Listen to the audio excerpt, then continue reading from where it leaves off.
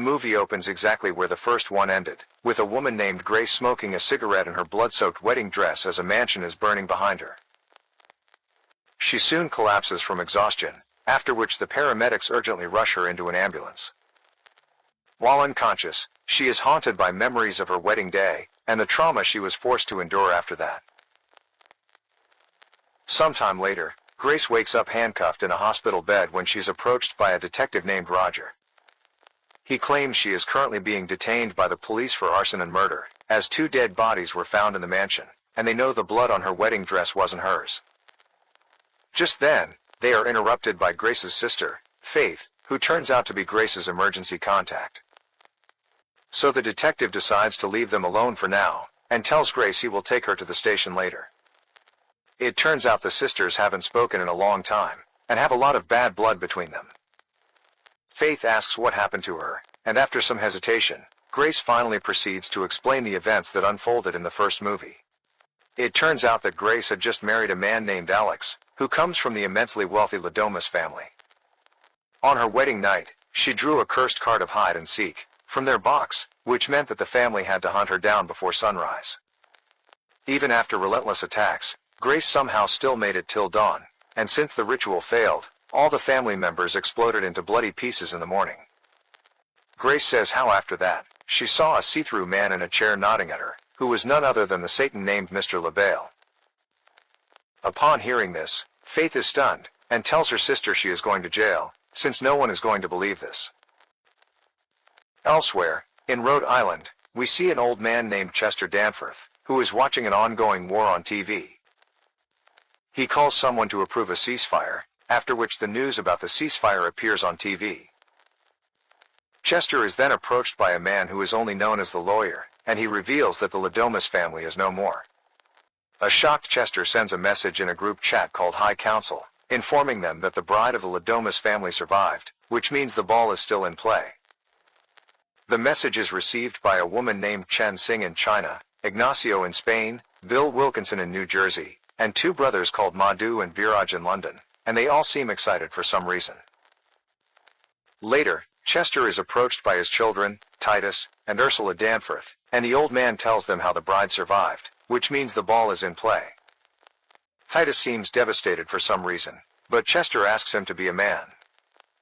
He shows them a ring, and says it must never leave the family, and that they must reclaim their seat, so Ursula agrees they will. Suddenly, Chester lies down in his bed, after which the siblings do this.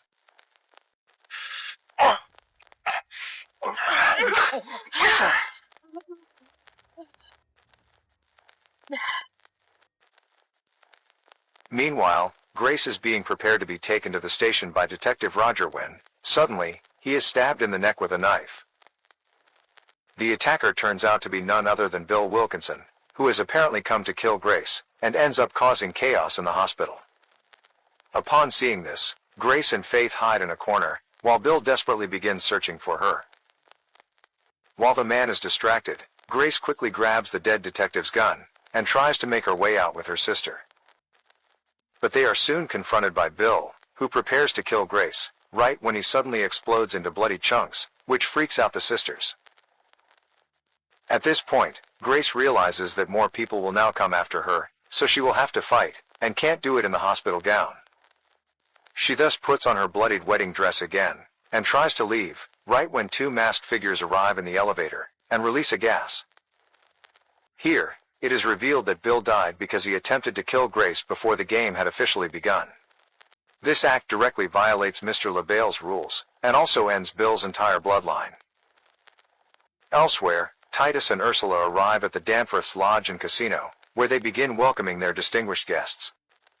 Among them are Ignacio, and his son Felipe, followed by Chen Sing, and her son. Soon after, Viraj, Madhu, and his wife, Martina, also arrive. Ursula then announces that their guest of honor has finally arrived, and we see a helicopter descending. In the next scene, we see Grace and Faith waking up inside a mansion, tied to chairs, while all the powerful families stand in front of them. Ursula then tells the others that her father passed away last night, so as twins, she and Titus are now part of the game. At this moment, the lawyer arrives with a massive book, so everyone proceeds to take their seats. He then introduces himself to Grace, saying he is the sole attorney of Mr. LaBelle and his satanic organization. He explains that the High Council is composed of 6 families, and now, after the Ladomas and Wilkinson families are gone, it has been reduced to 4. He further explains that there is a position of high seat in the council, which was held by Chester Danforth until now, and he possessed the powerful ring. But Grace surviving her night with the Ladomas family has triggered a clause in the High Council's contracts, and now members of each family get an opportunity to hunt Grace down for the ultimate prize of the high seat. Even Grace is allowed to win the high seat, and all she must do is survive until dawn, after which she will receive the ring, which will grant her immense power to control the world. However, a traumatized Grace refuses to play such a deadly game again, but when the lawyer threatens to kill her sister, she has no choice but to comply. He then explains that the game will begin exactly at 2:31 p.m., but just then, Ignacio's daughter, Francesca, arrives. She begins cursing at Grace. As it turns out, she is Alex's ex-fiancée, and she accuses Grace of stealing him. Following this, both Faith and Grace are injected with sedatives, and knocked unconscious. The lawyer then explains that the council members are not allowed to kill each other, but if they do by accident, their entire bloodline will be punished. Also, if a hunter dies, then the next person in that family's line of succession is allowed to be the hunter. The council members proceed to sign the contract with their blood to participate in the game. Not long after, the game begins, so all the families proceed to ride in golf carts, and begin the hunt. Elsewhere, Grace and Faith wake up in an open field, where they find themselves handcuffed together, which sends them into panic. They soon notice a drone in the distance, which turns out to be sent by Chen Sing, and it seems like she wants to help them, and says she spoke with her lawyer, and found a loophole in the clause, but Ursula shoots the drone, so Grace and Faith begin running from there. But they eventually reach a dead end, coming across a massive wall, and realize there's no way to climb over it. Back at the mansion, the younger family members are closely monitoring everything through CCTV. Elsewhere, the sisters are hiding in the woods when Ursula arrives with a gun and tells them there's no point in hiding. She urges them to die with dignity, and right then, they are suddenly attacked by Titus from behind. But the sisters fight back, and manages to injure him badly before running away. Ursula soon finds her brother, and reminds him of their mission to win the seat back for their father. Meanwhile, the sisters are back in the open field, right when Ignacio notices them, and fires several gunshots. The sisters proceed to run away in panic and, fortunately, manage to dodge all the shots as they arrive in a shelter. Ignacio continues firing at them, while Faith notices a gas canister nearby.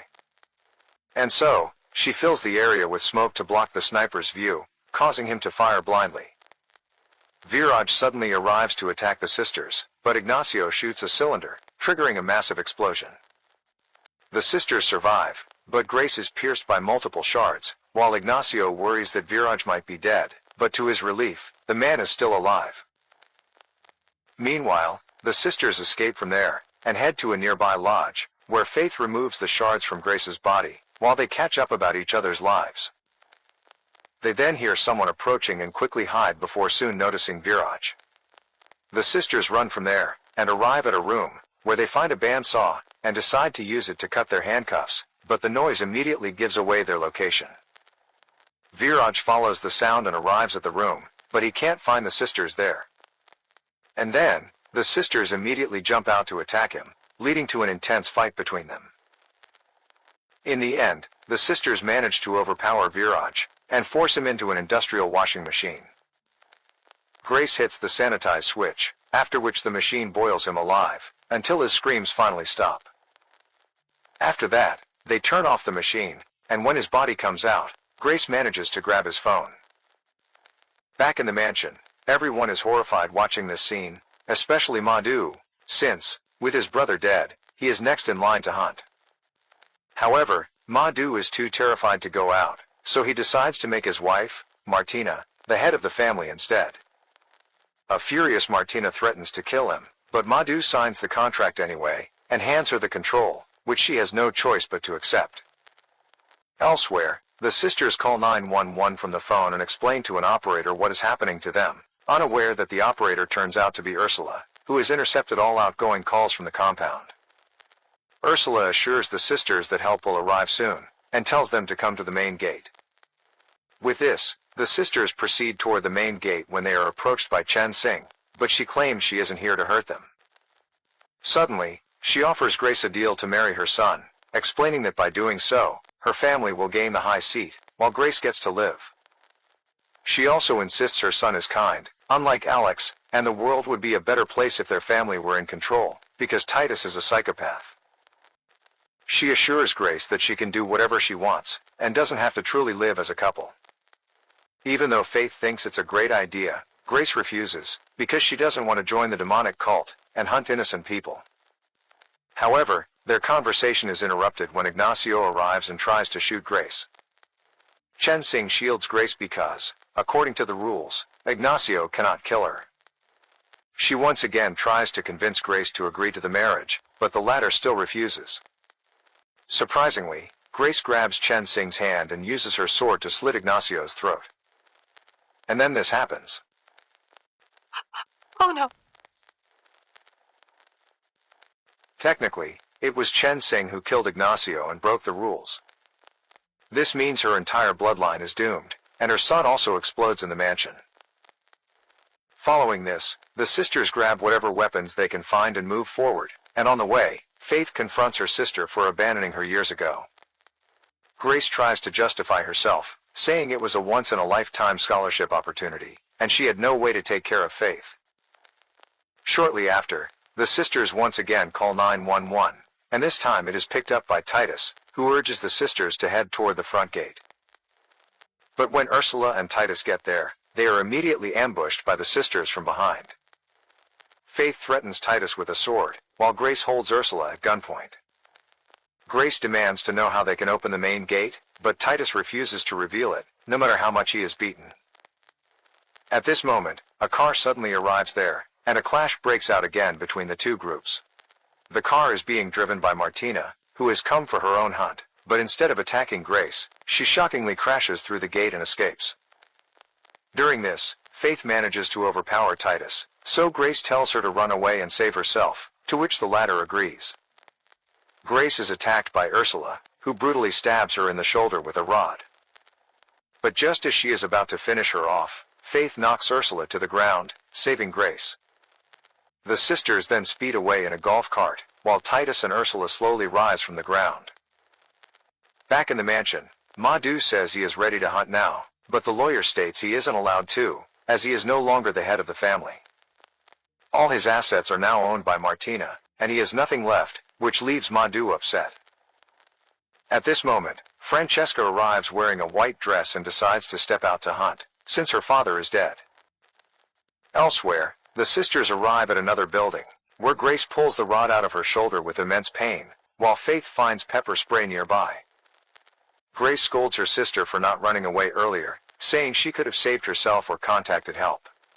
Faith argues that she was only trying to save her, and claims that abandoning people is more of Grace's habit, just like she did years ago. Grace argues that she was right to leave, and wishes they had never met again, which really hurts Faith's feelings, causing her to walk away. Moments later, Grace tries to go after her sister, but is suddenly confronted by Francesca. She attempts to fire a bazooka, but she instead fires from behind. Grace then blinds her with pepper spray, but Francesca quickly snatches it and sprays Grace as well, leaving both of them momentarily blinded. Elsewhere, Faith feels bad and tries to return to her sister, but she is suddenly attacked by Titus. She gets back up and tries her best to fight back, but he easily overpowers her. Faith is brutally beaten by Titus, while on the other hand, Grace is also being viciously attacked by Francesca. But Grace manages to gain an upper hand, and slams a piano into Francesca to knock her unconscious before escaping. Elsewhere, Titus is about to kill Faith, but he is stopped by Ursula, who suggests they can use her instead. Later, Grace is seen exiting the building when Titus announces through the speakerphone that he is Faith, and if Grace doesn't come to the lobby within 10 minutes, he will kill her. With no other choice, Grace breaks into a room filled with firearms, where she arms herself with multiple weapons. Moments later, she is once again confronted by Francesca, but Grace quickly kills her without discussion. Next, Grace enters the mansion and begins desperately looking for her sister, while questioning everyone she comes across.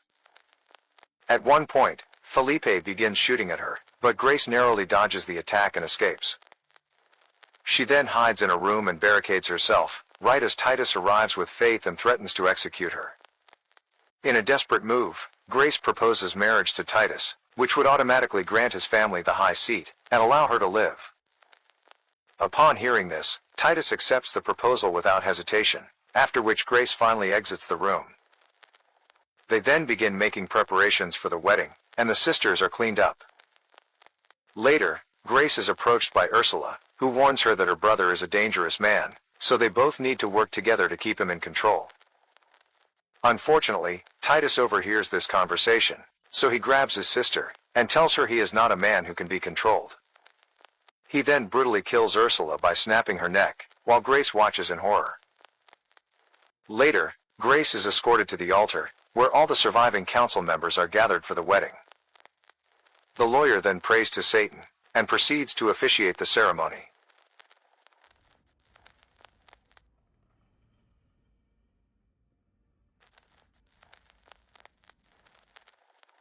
Here, both Grace and Titus accept each other as spouses, and sign the contract in blood, binding their marriage. Titus then kisses Grace, and after that, he is granted the high seat of the council, and is given the ring. They all begin chanting Hail Satan, but things take a shocking turn when Grace suddenly grabs a pen and drives it into Titus's neck. She repeatedly stabs him in a brutal frenzy, and takes his ring, declaring that there are no rules against killing one's own family. Titus eventually dies, after which Faith kicks his body into a pit filled with corpses. Up next, Grace puts on the ring, and with Titus dead, she is now in control, so she orders everyone to drop to their knees. All the council members oblige, including the goat that was brought for sacrifice. Grace then asks the lawyer if she can do whatever she wants now, to which he confirms. So, Grace shockingly announces her first and final act as the head of the cult, which is her withdrawal from the High Council. This stuns everyone, and they demand to know who gets the high seat, to which the lawyer reveals that whoever wears the ring by dawn, which is now just 3 minutes away. He further reveals that if no one wears the ring by then, Mr. LaBelle will be very displeased. With this, Grace removes the ring, and throws it into the pit, so every single person in the room, except the lawyer and the sisters, rushes after it. The lawyer allows the sisters to leave, and on the way, they also decide to take the goat that was brought for sacrifice. Meanwhile, in the pit, everyone begins violently attacking each other for the ring, and Grace even throws a knife to fuel the chaos further. They all begin slaughtering one another, but by dawn, the ring remains unclaimed by anyone. As a result, Mr. LaBelle's punishment begins.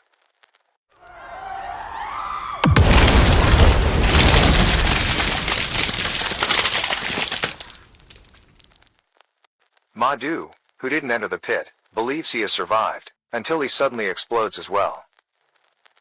At this moment, Mr. LaBelle's spirit briefly appears, and the lawyer smiles at Grace and Faith, signaling that they are finally free. The movie ends as the sisters leave the mansion with the goat, and Grace promises Faith that she will never abandon her again.